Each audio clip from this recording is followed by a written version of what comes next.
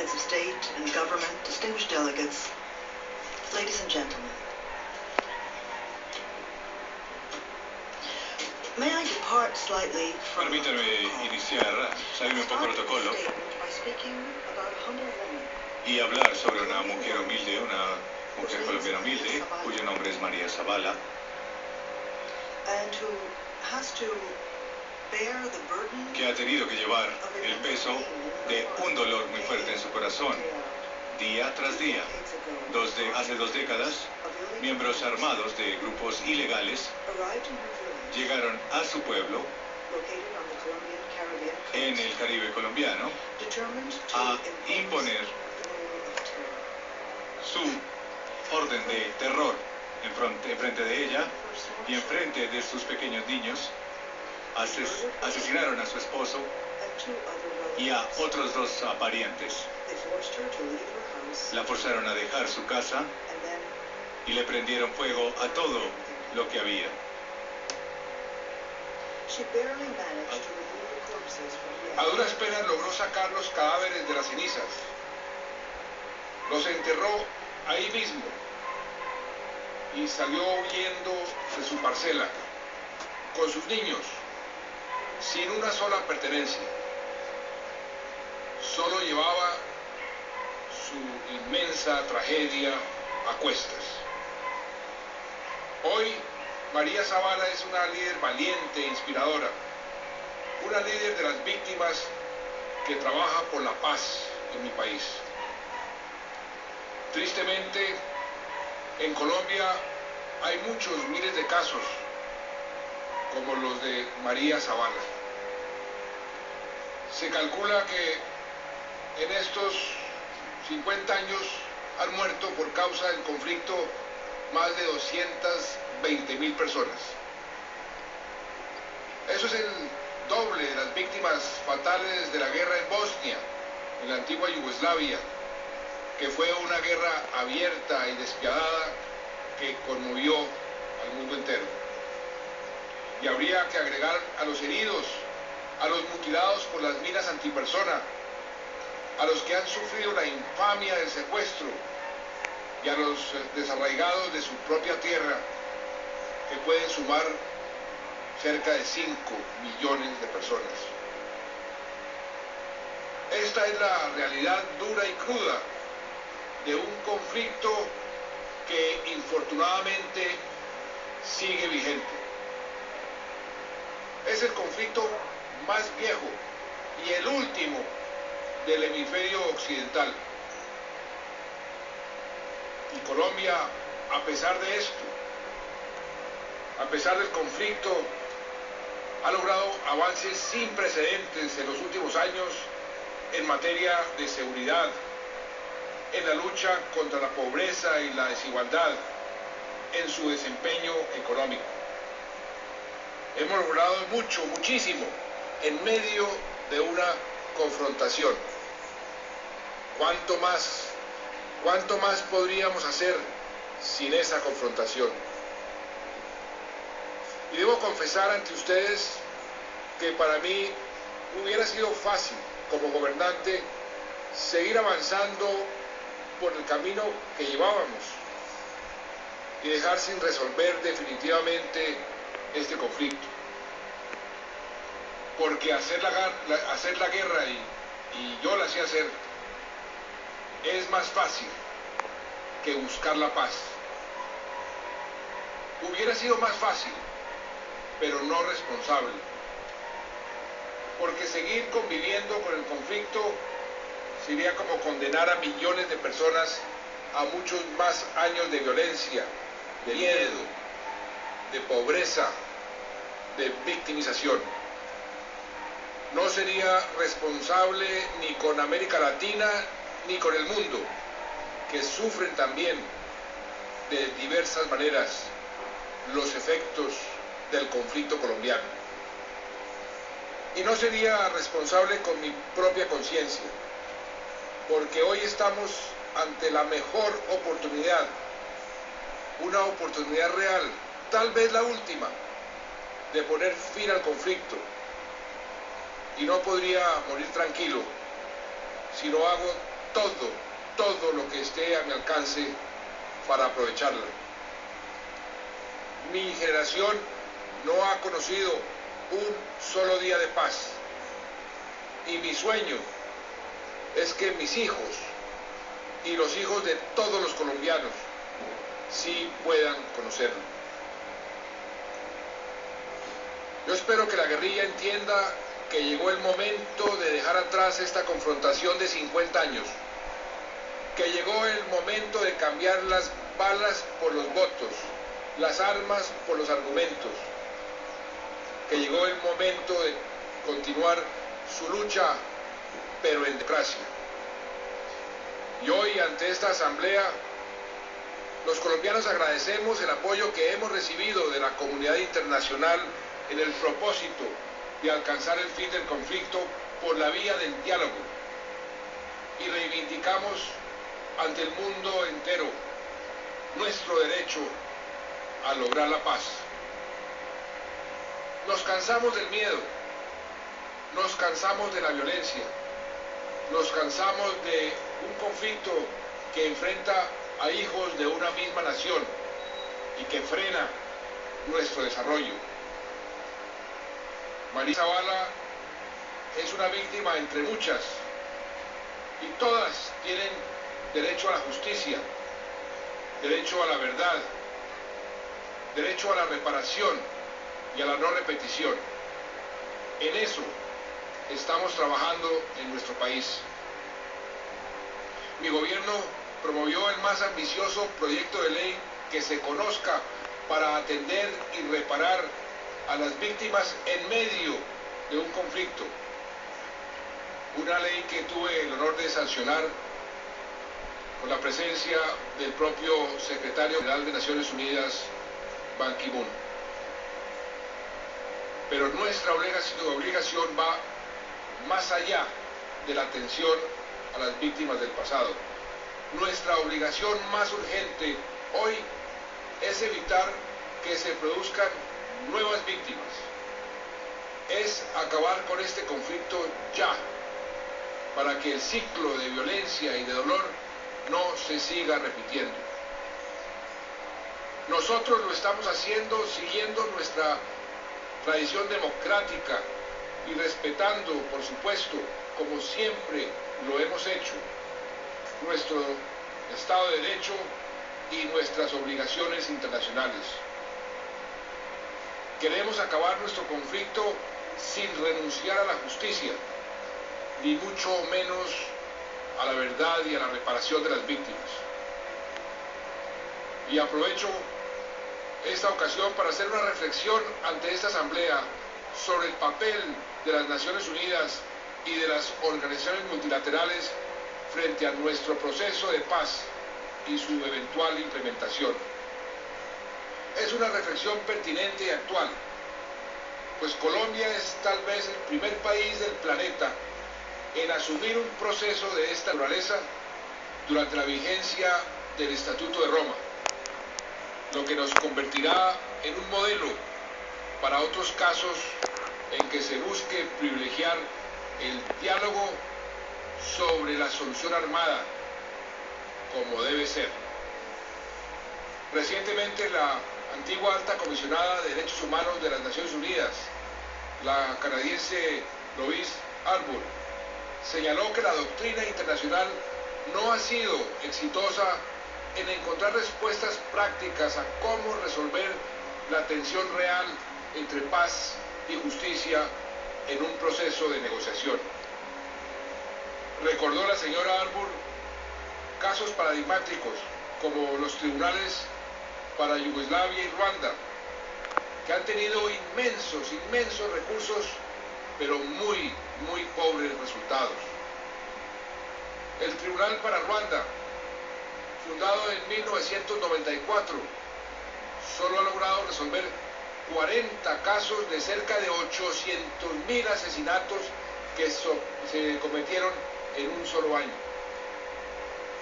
Y el de la antigua Yugoslavia, en 20 años, apenas ha resuelto un centenar de casos. ¿Cómo lograr entonces, al mismo tiempo, la terminación del conflicto armado, el cumplimiento de nuestras obligaciones de investigación y sanción y la máxima satisfacción posible de los derechos de las víctimas. Este dilema hay que enfrentarlo con honestidad y con seriedad, y así lo estamos haciendo en Colombia. En efecto, adoptamos una estrategia integral de justicia transicional que atiende los principios de verdad, de justicia, de reparación, que esperamos nos permita hacer ese tránsito hacia la paz. Podemos decir que hemos sido pioneros en la implementación de medidas de justicia transicional en medio del conflicto, poniendo en un lugar prioritario la satisfacción de los derechos de las víctimas. Porque en mi país nadie quiere que la violencia se perpetúe. Lo que planteamos a la ONU y a la comunidad internacional es que se respete el derecho de Colombia y de toda nación de buscar la paz. Pedimos que se nos siga acompañando en este esfuerzo, respetando nuestras decisiones, nuestra forma de hacer las cosas y confiando que nuestras actuaciones nunca han sido ajenas a las sensibilidades de la comunidad internacional. No podemos pretender investigar todos los hechos cometidos en medio siglo de violencia y a procesar todos los responsables para luego no cumplir. Pero sí podemos construir una estrategia realista y transparente que permita satisfacer de la mejor manera los derechos de todas las víctimas. Si entendemos la justicia y la lucha contra la impunidad en una transición como un conjunto de medidas que satisfagan a las víctimas y no solo como la administración de procesos penales, será posible encontrar una solución integral para todos. Me refiero a medidas como el esclarecimiento real de lo sucedido, el reconocimiento de responsabilidad, la recuperación de confianza, el acceso a una reparación o aquellas destinadas a garantizar la no repetición. De esta manera, la justicia se convierte, como debe ser, en un apoyo y no en un obstáculo para la paz. Y quiero ser claro, no habrá impunidad por crímenes de lesa humanidad y crímenes de guerra cometidos de manera sistemática. Por el contrario, esta es la primera vez que Colombia se toma en serio la obligación de lucha contra la impunidad por los hechos cometidos en nuestro conflicto armado. No se trata entonces de sacrificar la justicia para lograr paz, sino de cómo lograr la paz con un máximo de justicia. Y lo digo con total convicción. Es mucho lo que está en juego, ni más ni menos que el fin de un conflicto de medio siglo y la suerte de 47 millones de colombianos. Ya llevamos un año de conversaciones y hemos logrado acuerdos en tan solo uno de los 6 puntos de la agenda. Yo sigo optimista, pero la paciencia del pueblo colombiano no es infinita. Las guerrillas tendrán que decidir si optan por una paz honorable y duradera o si continúan en la guerra. Y desde acá les hago un llamado para que entiendan que la historia nos ha conducido a este momento definitivo. Es la hora de las decisiones. Si salimos con las manos vacías, condenaremos a nuestra nación a muchos más años de sangre y de dolor. No podemos perder esta oportunidad. Las futuras generaciones y la historia no nos lo perdonaría. Ahora bien, nuestro conflicto, con toda su violencia y toda su crueldad, ha estado atravesado por una flecha venenosa que lo alimenta y que se alimenta de él. Me refiero al narcotráfico. Esta actividad ilícita ha sido la principal fuente de financiación y de violencia y del terrorismo en el país, y yo diría que en el mundo en los últimos tiempos. Sin la influencia nefasta del narcotráfico que aviva la hoguera de nuestra guerra, estoy seguro de que este habría terminado. Por eso hemos incluido en la agenda de discusión con la guerrilla como un punto específico el tema de las drogas ilícitas.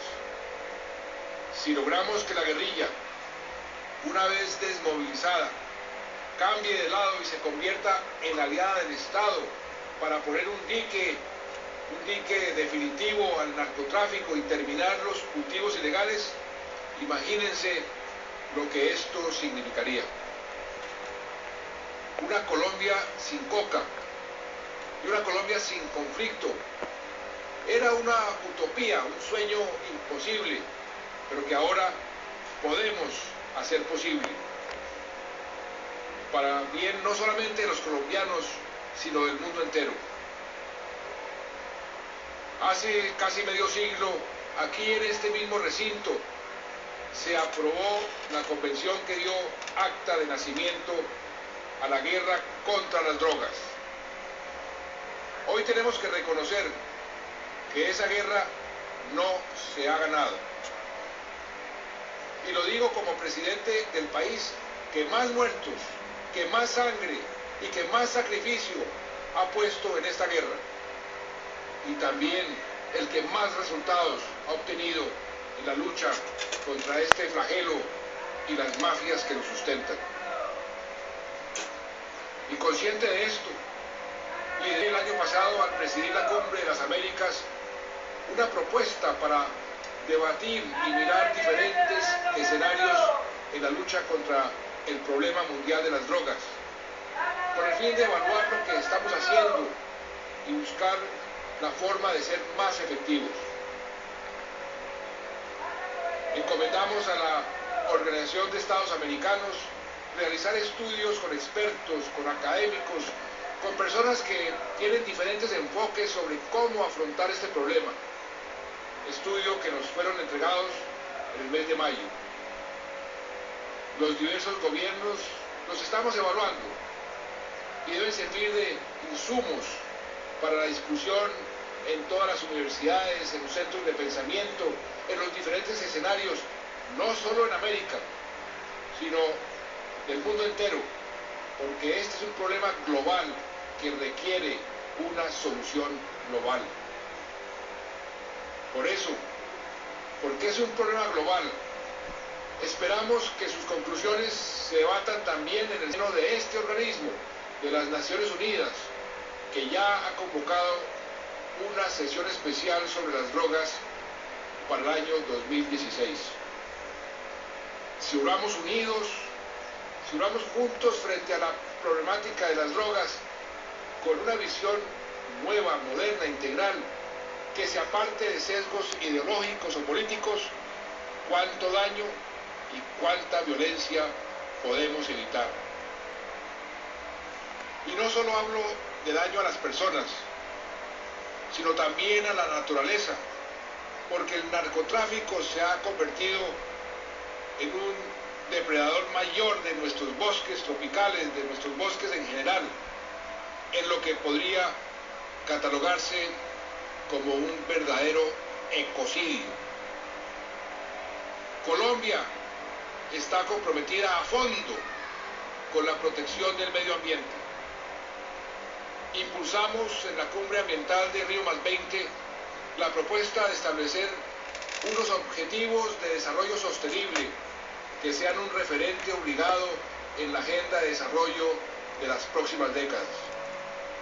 Estos objetivos en cuyo diseño estamos participando activamente, pueden y deben incorporarse en una agenda visionaria y ambiciosa de desarrollo para todos los países a partir del año 2015.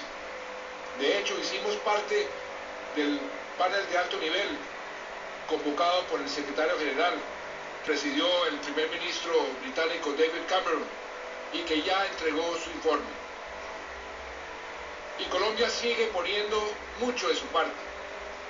Por ejemplo, hace pocas semanas duplicamos el área del Parque Nacional Natural más grande de Colombia, el Parque de Chiribiquete, ubicado en el centro mismo de nuestra Amazonía.